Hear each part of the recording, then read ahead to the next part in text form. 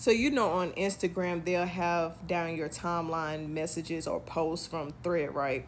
And one of the posts was saying, once you hit your 30s, you no longer date for potential. You start to pay attention to a person's patterns. And I know that sounds cliche, but it's the truth.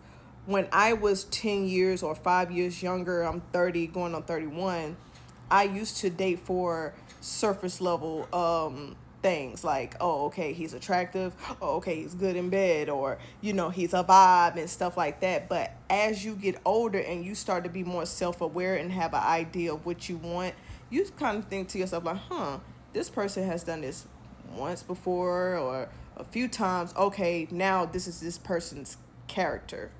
And I've said this before, people don't change. Can they change? Sure, but for the most part, they don't change. They might switch up a little here and there, but who they are to the core is that's who they are.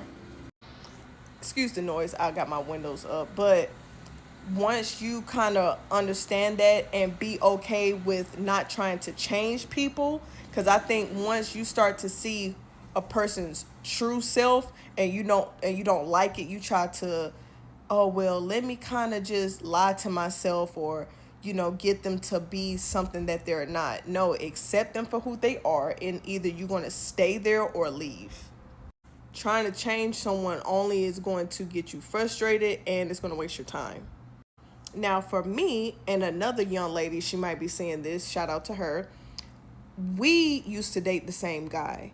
And a lot of women and men don't get the luxury of dating the same person, and there's no beef, and you ain't got to tear the person that y'all once dated down, but you start to compare certain things, and that gives you a bit of validation of the feelings that you was already feeling.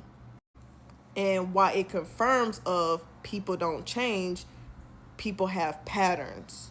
So even now, from my dating mistakes with this person, I'm pretty sure her dating mistakes, because I've taken accountability. I'm pretty sure she took an accountability and saw certain things that she shouldn't have never ignored. But you tend to want to, moving forward, slow who you're dating down, because a lot of people want to speed you up because everything is a vibe, and then when you rush things, it ends quickly. No, I want to actually understand, not because, not surface level stuff, but why you and your ex didn't work out, or what have you learned during the time of being single? What have you learned about yourself? Start asking those questions, even if it's uncomfortable.